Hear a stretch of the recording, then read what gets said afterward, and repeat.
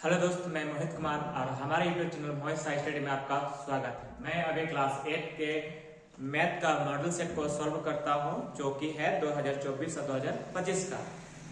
जब ये खुद कहता है कि आप अच्छे से अच्छे अंक लाने के लिए आप प्रीवियस ईयर्स का मॉडल सेट को तैयार कर लें ताकि आपका अच्छा अंक आ जाए, इसलिए मैं मॉडल सेट को निकाल करके आप लोग को सॉल्व कर रहा हूँ। क्लियर है? चलिए एक नंबर से हम मॉडल सेट को सॉल्व करते जाए। सवाल नंबर 1 कहता है 5 का गुणात्मक प्रतिलोम क्या होगा। तो 5 का मतलब होता है 5/1, तो 5/1 का गुणात्मक प्रतिलोम हो जाएगा 1/5। तो 1/5 कहाँ लिखा हुआ? Option number D. सवाल नंबर 2 बोलता है कि गुणनफल 1 प्राप्त करने के लिए 7/23 को किससे गुना करना होगा। तो लिखा है 7/23, तो 7/23 को किसके साथ गुना करेंगे? तो 7/23 का गुणात्मक प्रतिलोम के साथ गुना करेंगे। तो 7/23 का गुणात्मक प्रतिलोम हो जाएगा 23/7।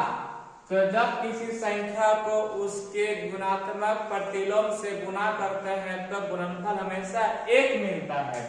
तो 7/23 का गुणात्मक प्रतिलोम हो जाएगा 23/7। ऐसे गुना करते हैं तो कट हो जाएगा 1। ठीक, तो बोलिए हमको तो गुणनफल 1 मिल गया, लेकिन 7/23 को किसके साथ गुणा किया? 23/7 से। तो 7/23 का गुणात्मक प्रतिलोम क्या हो जाएगा? 23/7। तो इसको इसके साथ भी गुना करेंगे तभी जाकर के मिलेगा 1। सवाल नंबर 3 कहता है कि निम्नलिखित में से कौन वर्ग संख्या नहीं है। तो इनमें से कौन वर्ग संख्या नहीं है?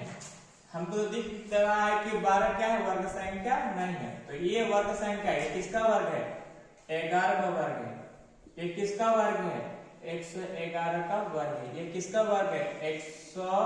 111 का ये वर्ग। 4 नंबर का सवाल कहता है कि 441 एवं 484 के बीच कितनी पूर्ण वर्ग संख्या है। तो 441 ये किसका वर्ग है? ये है 21 का वर्ग। क्लियर? और 484 है 22 का वर्ग। तो अब हमें बताइए कि 21 और 22 के बीच कोई पूर्ण संख्या है? तो इसका जवाब है नहीं। तो उसका मतलब 441 या 484 के बीच कितनी पूर्ण वर्ग संख्या? तो हो जाएगा 0। क्या हो जाएगा? 0। अब 5 नंबर का सवाल है कि एक वर्गाकार फर्श जिसकी एक किनारा 5 मीटर है तो उसके फर्श का क्षेत्रफल क्या होगा। तो ये है फर्श, वर्गाकार फर्श। क्या है ये? वर्गाकार फर्श। फर्श का मतलब होता है दीवार। तो मतलब कि इसका एक फर्श है, उसका एक किनारा 5 मीटर। तो वर्ग में सभी भुजा बराबर होता है। तो यदि ये दिया है 5 मीटर तो इसका सब क्या हो जाएगा? 5 मीटर। सब भुजा का मान हो जाएगा 5 मीटर। तो बोलिए, तो वर्ग का फर्श है तो वह है वर्ग, और वर्ग का क्षेत्रफल होता है भुजा गुना भुजा। वर्ग का क्षेत्रफल क्या होता है? भुजा गुना भुजा। क्षेत्रफल वर्ग का क्षेत्रफल क्या होता है? भुजा गुना भुजा। तो भुजा है 5, तो 5 गुना 5 क्या हो जाएगा? 25।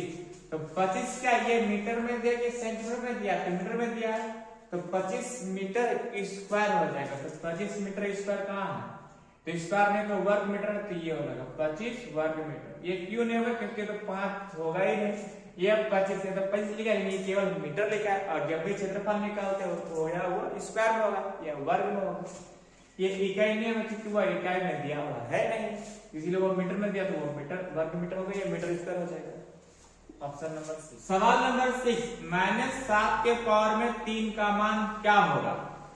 तो उसको सॉल्व करते हैं। देखिए, -7 के पावर 3 का मतलब होता है -7 गुना -7 गुना -7।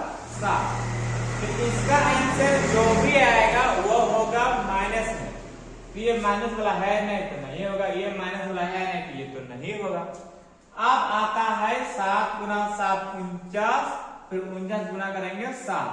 तो 9 7 63 के 3 बचेगा अभी 6 और 7 4 28 और 28 और 6 34, मतलब 343। क्या होगा? 343। यहाँ ये वाला ऑप्शन। 7 नंबर का सवाल है कि इसका घनमूल निकाले। तो घनमूल निकालने के लिए 3 3 का जोड़ा बनाते हैं।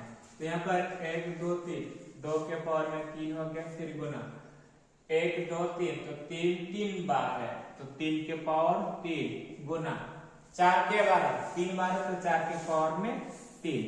तो जब हम निकालें घनमूल, तो घनमूल निकालने के लिए 3 3 का जोड़ा लगाते हैं, तो यहाँ से 1 2 निकलेगा, 2 गुना यहाँ से 3 निकलेगा, 3 गुना 4 निकलेगा 4, तो 4 क्या 12, 12 गुना 24, यहाँ इसका आंसर हो जाएगा 24।